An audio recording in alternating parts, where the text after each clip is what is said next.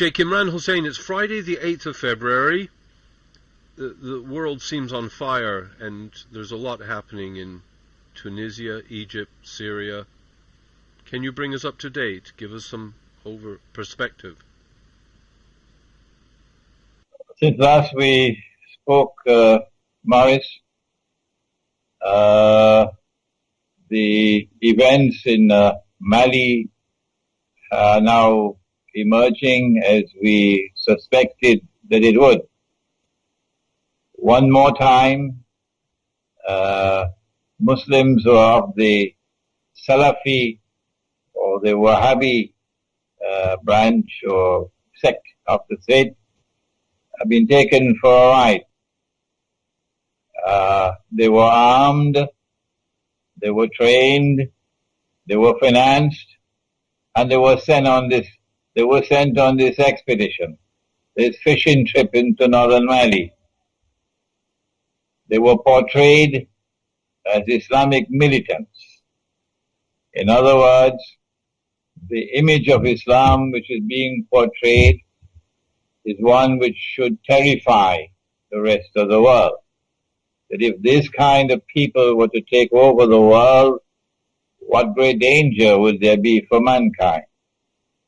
And when they had beaten their drums sufficiently, then a compliant president of Mali turned to France, as perhaps was prearranged.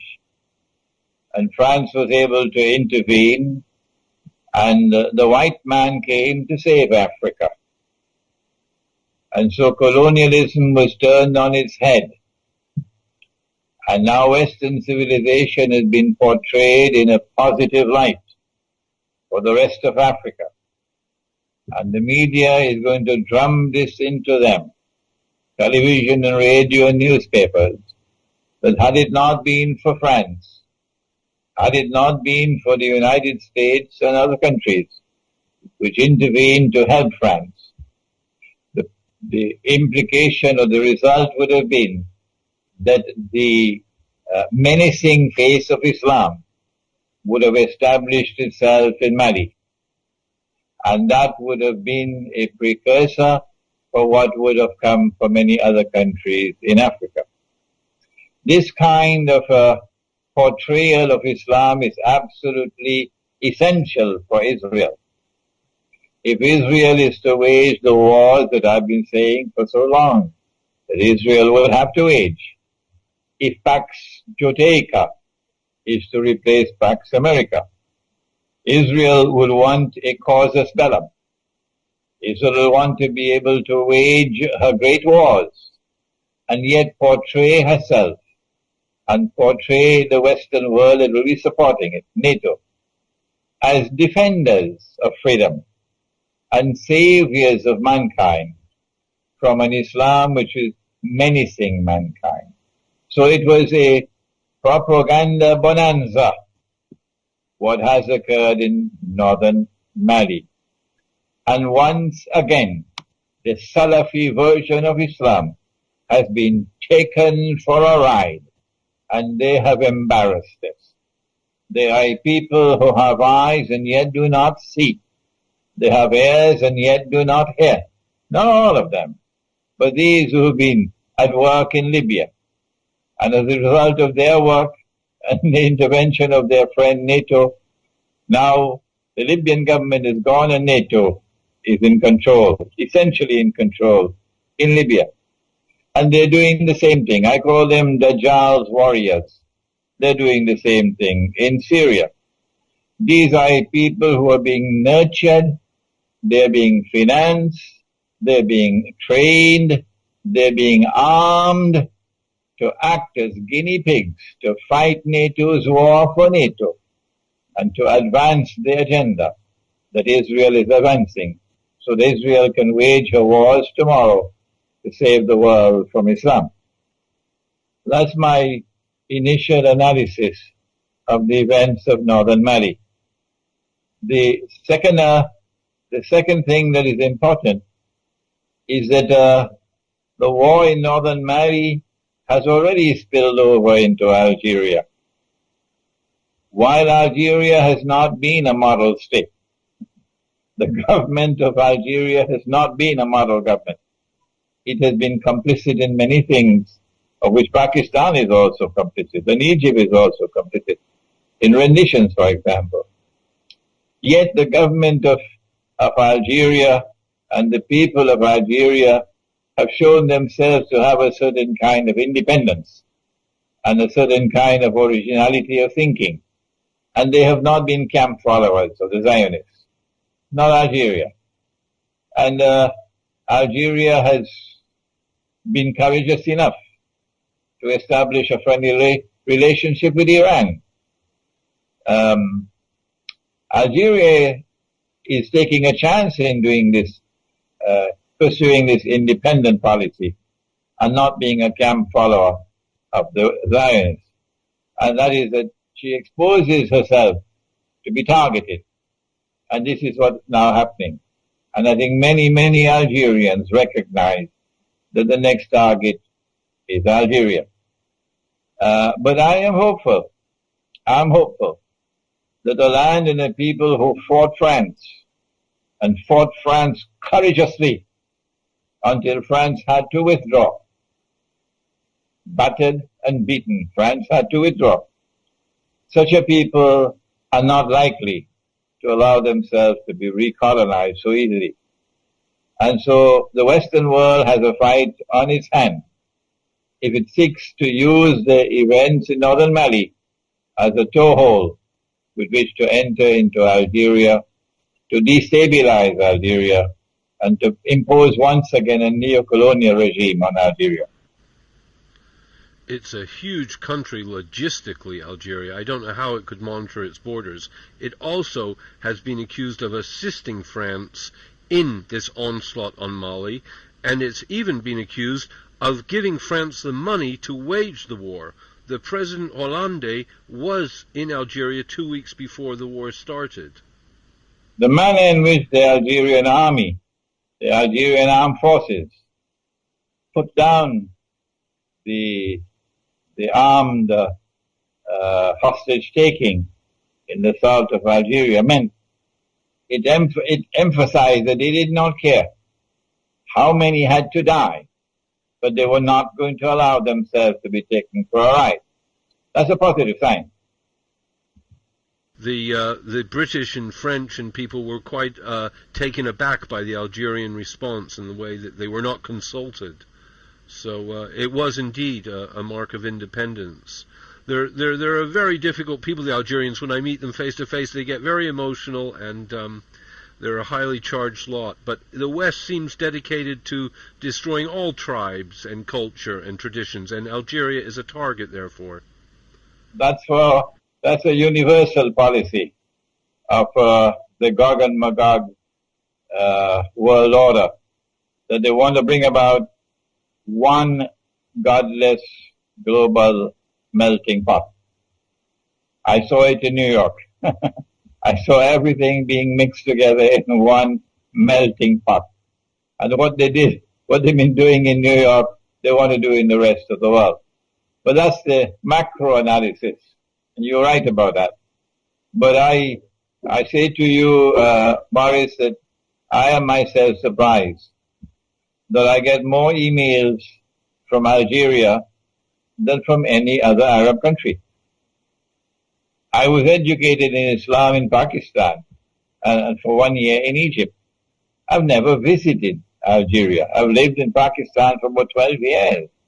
I've lived in Egypt for 1 year. I've never set foot in Algeria. And yet I seem to be gaining more and more popularity in Algeria.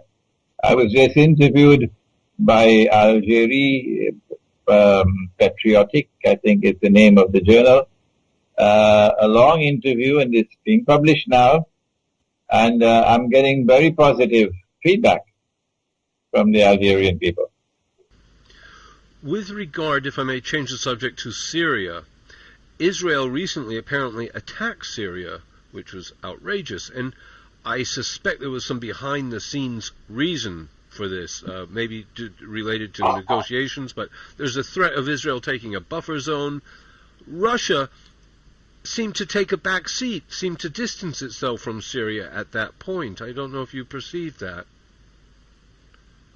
What the Israeli attack meant was that Israel and her friends had explored all options that they had and had not succeeded after more than a year and a half in bringing about regime change in Syria, which is their target.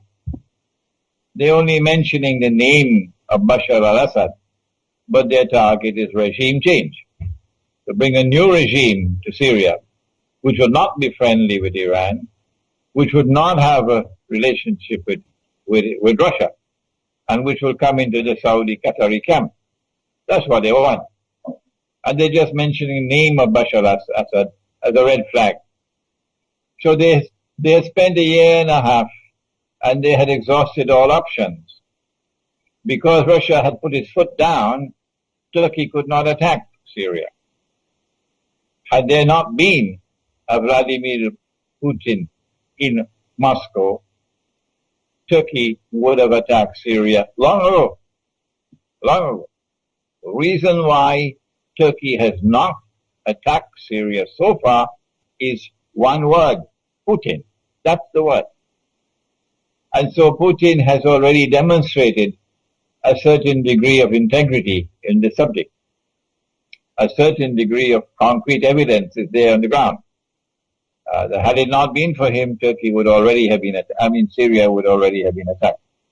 Since all options had failed, Israel now had to launch out to try to bring about a provocation which she hoped would have flared up into open war. Since it has not, because Bashar al-Assad had the good sense of not responding, and Russia had the good sense of not responding, Israel has no options now but to do what the United States has been doing in Pakistan, to continue with her incursions into Syria and launching attacks and attacking targets in Syria, aerial attacks. But the more she does that, the clearer will it become to public opinion around the world. Who is the one who is hungry for war? Who is the one on whose side aggression must be mentioned? They are the aggressors. And who is the one who is trying to avoid war? So public opinion is going to sway against Israel if she continues launching these attacks on Syrian territory. So it's a gamble that she's made, and Syria has called her bluff because Syria has refused to respond. And nothing less than a ground invasion will suffice. You can't simply attack from the air. But one of the critically important things about the the Israeli attack, is that when Turkey sent her fighter aircraft on a reconnaissance mission, it appears, and they momentarily entered into Syrian airspace, they were shot down. The Syrian radar was able to pick them up, and they were shot down. How do we explain that Israeli aircraft reached up to Damascus and the Syrian radar could not pick them up, and no shots were fired against them, indicating a certain level of technology with Israel that Israel wanted to put on display, not only before Syria, but before the world. That is not lost to military experts around the world, that the Israeli aircraft were able to do what the Syrian fighter aircraft could not do. I believe that eventually they're going to lose patience, and they're going to try to make a deal with Putin. I mentioned this previously, that perhaps Obama would say to Putin, if you stay out, we stay out. Let them fight. But if you enter, we will enter, and then we risk nuclear war. So the ball will be in Putin's court. And then Turkey will attack. This is my prognosis, Morris, that we are looking at some time in the not too distant future, when they have lost all patience. We're looking to a Turkish attack on Syria. And then the whole world will turn to Putin to see how he's going to respond. My bet is that Putin understands that what they want to do is not to rule Syria, but to rule Russia as well. And as a patriot, he's not prepared to allow them to rule Russia, and the Chinese leadership are not prepared to allow them to rule China. So sooner or later, you're going to have a world war. So Putin may argue, if this is what we're going to have, we might as well stop them now rather than later. We will be rooting for Putin. May I change the subject to Egypt at this point? Egypt is in terrible turmoil. I mean, I cannot understand what solutions there can be. It is polarized. What is the prognosis for this succession or the success of Egypt? Has Morsi completely mishandled the whole situation? He has a temporary respite in that the organization of Islamic states, which chose for themselves a very curious name, Organization of the Islamic Conference. It was actually chosen in French, l'Organisation de la Conférence Islamique, and that was then translated to English as the Organization of the Islamic Conference. And that name remained with them for, 40, 50 years, until they have now changed it, I believe. It is such an unimportant organization that we hardly keep up with this news. I think the new name is Islamic Organization of Islamic Cooperation, OIC.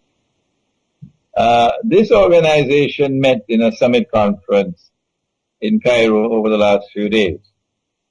And Morsi, acting as host, was able to reap some political dividends from the assembly of all of these heads of state. Most of them didn't come, but many of them were there.